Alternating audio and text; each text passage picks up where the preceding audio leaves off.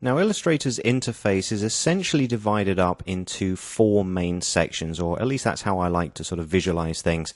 The first section is really the menus here at the top, and like most pieces of software that you're familiar with, we have a file menu for dealing with documents and saving, we have edit for cut and paste, that kind of thing, but then the other menus are very specific to Illustrator itself, and then you have things like the view menu for different previews and sizes and guides and that kind of thing, and then the window menu will give us access to various panels and options that Illustrator offers. So this is really sort of section one.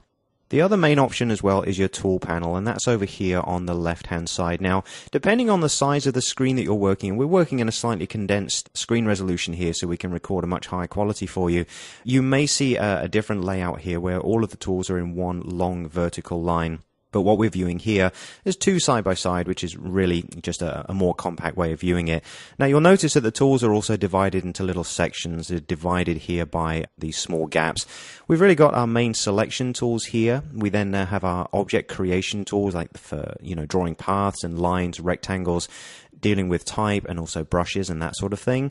Then we have our transformation options, so we can scale and rotate and do various distortions and even combine shapes together using this wonderful new shape builder tool, which we'll see in just a short while. Then we have color options here, so the eyedropper and the gradient and that kind of thing. Some very specific generation tools for creating symbols and also for graphs and that kind of thing. And then importantly down here at the bottom we've got navigation and also very, very importantly the artboards tool, and this allows us to define different areas in our document for different pages essentially. Now, the palette also extends further down, as you can see, which deals with certain color options such as the fill and stroke of an item and different fill options here, as well as the preview mode. So we'll go over these as we work through the software.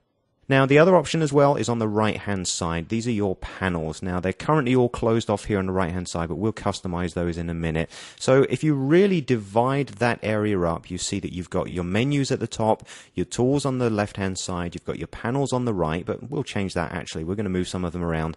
You've also got, very importantly, your control panel, which is this main option that sits up here. Now, this can change depending on the elements that we have selected or the tools that we're using and that kind of thing, but for the most part, this gives us access to a good solid set of options to edit the artwork in the document as we move through. So these are all things that we're going to be very, very busy with as we work through the training.